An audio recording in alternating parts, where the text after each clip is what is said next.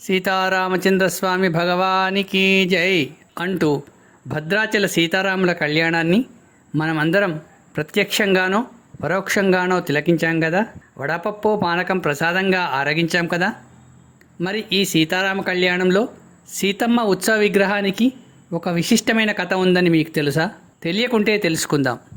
ఒకానొకప్పుడు రామానుజాచార్యుల వారు అని రామచంద్రుని పరమ భక్తుడు. రామానుజాచార్యుల వారు అంటే భగవత్ రామానుజాచార్యుల వారు కాదు, భద్రాచలంలో ఉన్నటువంటి అర్చక స్వామి పేరు రామానుజాచార్యుల వారు. ఆయన అర్చన చేస్తున్న సమయంలో కొందరు దుండగులు దేవాలయంలో ప్రవేశించి విగ్రహాలను ఎత్తుకుపోదామని వచ్చారు. ఉత్సవమూర్తులను ఎత్తుకుపోతారనే భయంతో సీతమ్మని, రాముణ్ణి, లక్ష్మణుణ్ణి ముగ్గురిని పట్టుకెళ్లి గోదావరి నది ఒడ్డున ఒక రాళ్ల కుప్పలో దాచి ఉంచాడు. అమ్మయ్య, విగ్రహాలను దుండగుల చేతిలో పడకుండా కాపాడగలిగాను అని గుళ్ళో కూర్చొని ఊపిరి పీల్చుకున్నాడు.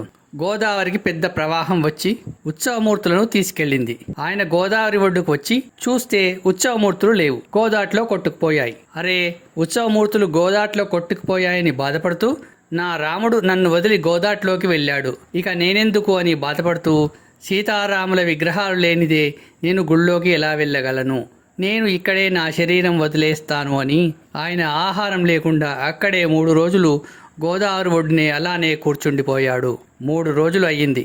గోదావరిలో కొంతమంది పడవలు నడిపేవారు అర్చక స్వామి వద్దకు వచ్చి, స్వామి, గోదాట్లోంచి కొన్ని మాటలు వినిపిస్తున్నాయి, ఇక్కడ ఉన్నానురా అంటూ వినిపిస్తున్నాయి, మమ్మల్ని వెళ్ళమంటారా అని అడిగారు. అప్పుడే అర్చక స్వామి వారి ధ్యానంలో రాముడు కనపడి గోదావరి నది మూర్తులను దాచింది, వెళ్ళి తెచ్చుకో. కానీ సీతమ్మ కనపడదు. సీతమ్మను గోదారమ్మ తన కడుపులో పెట్టేసుకుంది, సీతమ్మను ఇవ్వదు. కాబట్టి రామలక్ష్మణులను తెచ్చుకో. నా కళ్యాణానికి సీతమ్మ కావాలి కదా.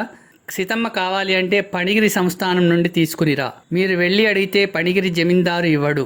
భద్రాచలం అర్చకులు పణిగిరి సంస్థానంకు వెళ్ళండి, అక్కడ ఆయన చేసే మర్యాదలు స్వీకరించండి.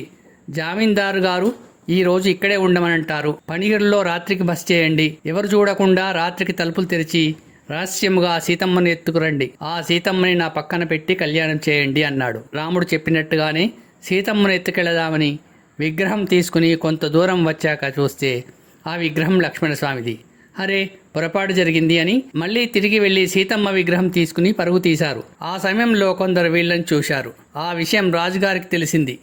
భద్రాచలం అర్చకులు సీతమ్మను దొంగిలించారని, వారికి తగిన శిక్ష వేయాలి అని తెల్లవారగానే భద్రాచలం వెళ్లి అర్చకులను బంధించాలని ఆజ్ఞాపించాడు.